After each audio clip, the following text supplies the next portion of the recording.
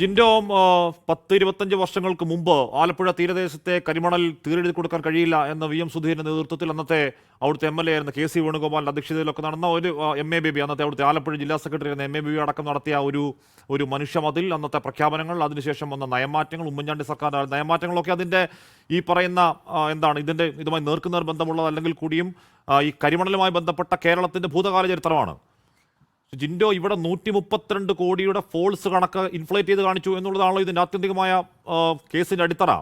അവിടെ ഒരു RC ഉണ്ട് കേട്ടോ, അവിടെ ഒരു KK ഉണ്ട് കേട്ടോ, അവിടെ ഒരു OCയും IKയും ഒക്കെ ഉണ്ട് കേട്ടോ ശ്രീ ജിൻഡോ.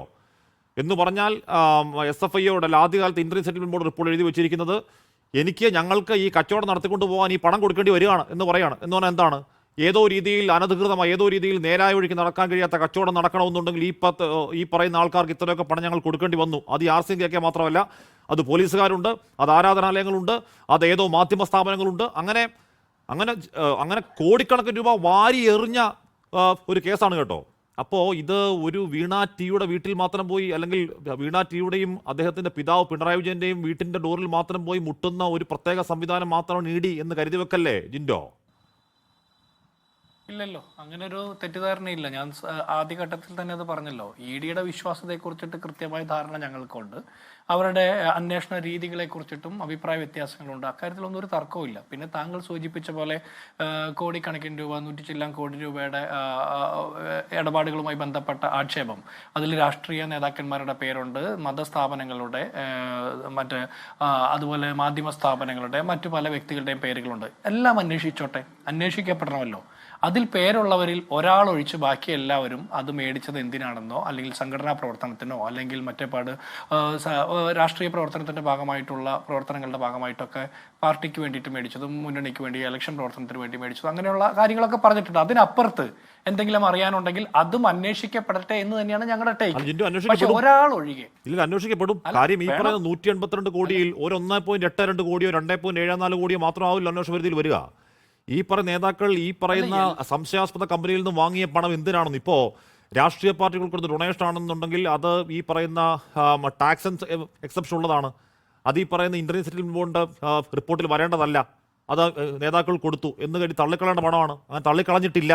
അതുകൂടി ED അന്വേഷണ അക്കൗണ്ടിലുണ്ട്. ED അങ്ങോട്ടേക്ക് പോവില്ലെന്ന് വേറെ ചോദ്യം.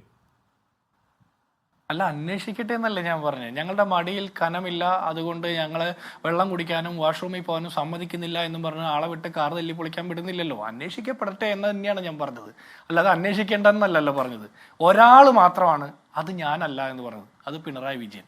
PV എന്നാൽ പിണറായി വിജയൻ എന്ന് എഴുതിയിട്ട് അത് ഞാനല്ല എന്ന് അദ്ദേഹം പറയുകയാണ്. ബാക്കി എല്ലാവരും ഞങ്ങൾ വാങ്ങിയിട്ടുണ്ട്, വാങ്ങിയ കാര്യങ്ങൾ പറഞ്ഞിട്ടുണ്ട്. അതിനപ്പുറത്ത് എന്തെങ്കിലും സാധൂകരണം വേണമെങ്കിൽ അന്വേഷിക്കപ്പെടേണ്ടതാണെങ്കിൽ അന്വേഷിക്കപ്പെടണം എന്നുള്ളത് തന്നെയാണ് ടേക്ക്. ഇവിടെയുള്ള പ്രശ്നം എന്താ, പിണറായി വിജയന് പണം കൊടുത്തോ എന്നുള്ളതിനേക്കാൾ അപ്പുറം വീണ തൈക്കണ്ടിയിൽ കേരളത്തിന്റെ മുഖ്യമന്ത്രിയായിരുന്ന പിണറായി വിജയന്റെ മകളാണ് അല്ലേ മുഖ്യമന്ത്രിയായ അദ്ദേഹം. ആ ഓഫീസിൽ ഇരിക്കുമ്പോൾ, അദ്ദേഹം മുഖ്യമന്ത്രി ആയിരിക്കുമ്പോൾ, പരിസ്ഥിതി വകുപ്പിന്റെ മന്ത്രി ആയിരിക്കുമ്പോഴാണ് വീണ തൈക്കണ്ടിന്റെ അക്കൗണ്ടിലേക്കും അവരുടെ കമ്പനിയുടെ അക്കൗണ്ടിലേക്കും 2,78,00,000 രൂപ വരികയും പിന്നെ ഒരു 50 ലക്ഷം രൂപ കടമായിട്ടൊക്കെ കൊടുക്കുന്നത്. എന്റെ ചോദ്യം, അവരെന്ത് സേവനം കൊടുത്തു എന്നുള്ളതിനെ കുറിച്ച് CPMന് അറിയില്ല, ആർക്കും അറിയില്ല, ആ കമ്പനിക്കും അറിയില്ല, കൊടുത്ത വീണയ്ക്കും അറിയില്ല, ലോകത്തിൽ ആർക്കും അറിയില്ല. അപ്പൊ അങ്ങനെ ഒരു സേവനം കൊടുത്തിട്ടില്ല. ഇവിടുത്തെ ചോദ്യം ഇതാണ്, CPM ഇതിൽ കക്ഷിയല്ല എന്നാണ് ഇവരെല്ലാം പറയുന്നത്. CPM കക്ഷി അല്ലെങ്കിൽ പിന്നെ എന്താണ് ഇവരുടെ പ്രശ്നം? എന്തിനാണ് ഇവർ സമരം ചെയ്യുന്നത്? വീണയോട് CPMന്റെ നേതാക്കന്മാർ ചോദിച്ചോ, നിങ്ങൾ എന്ത് സേവനം ചെയ്തിട്ടാ ഈ പാർട്ടിക്കാർ മുഴുവൻ നാണം കെടുക, വീണ മറുപടി പറയണം എന്ന് വീണയോട് ചോദിച്ചോ? ഇല്ലല്ലോ. പിണറായി വിജയനും അറിയില്ല. പിണറായി വിജയൻ വേറൊരു വ്യക്തിയാണല്ലോ, വീണ വേറൊരു വ്യക്തിയാണ്. ഒന്നുകിൽ വീണ വ്യക്തമാക്കണം, അല്ലെങ്കിൽ CPM കക്ഷിയല്ലാത്ത CPM ഈ ശരി, താങ്കൾ പറഞ്ഞ സാങ്കേതികമായി 100% ശരിയാണ്.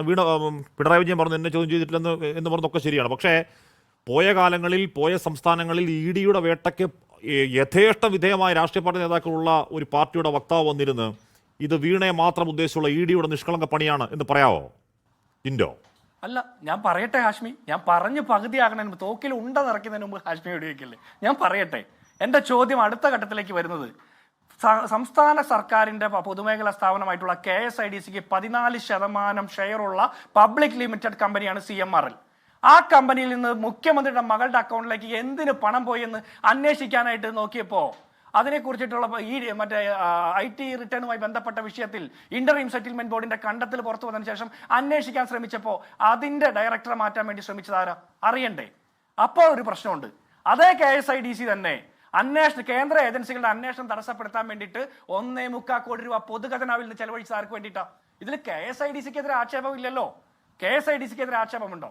പിന്നെ എന്തിനാണ് KSIDC ഈ അന്വേഷണത്തെ തടസ്സപ്പെടുത്താൻ വേണ്ടി 1.25 കോടി രൂപ നമ്മുടെയൊക്കെ പണത്തിൽ നിന്ന് ചെലവഴിച്ച് പൊതു ഖജനാവിൽ നിന്ന് ചെലവഴിച്ച് മുന്തിയ വക്കീലിനെ കൊണ്ടുവന്നത്? ഇതിൽ മറുപടി പറയണ്ടേ?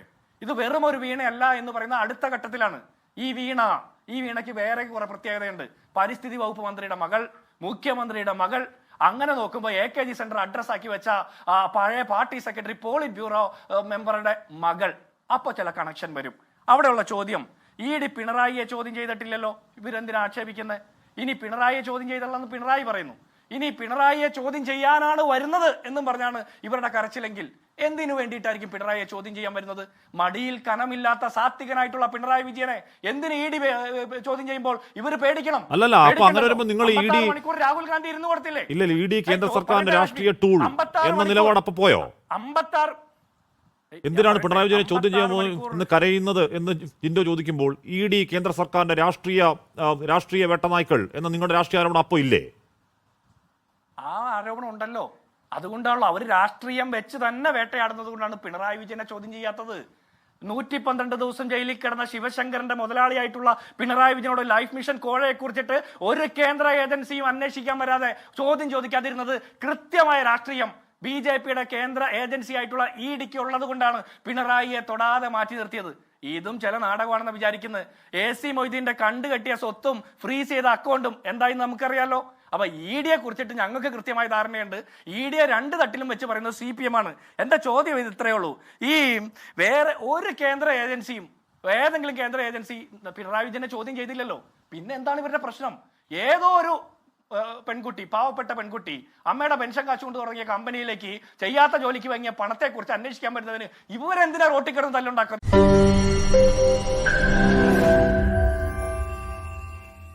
ലോകത്തെവിടെയായാലും ഏത് സമയത്തും 24 വാർത്തകളും ഓഗ്മെന്റഡ് റിയാലിറ്റി പാക്കേജുകളും എക്സ്പ്ലെയിനറുകളും വിശദമായി കാണാൻ ഞങ്ങളുടെ YouTube ചാനൽ നിങ്ങൾക്ക് സബ്സ്ക്രൈബ് ചെയ്യാം.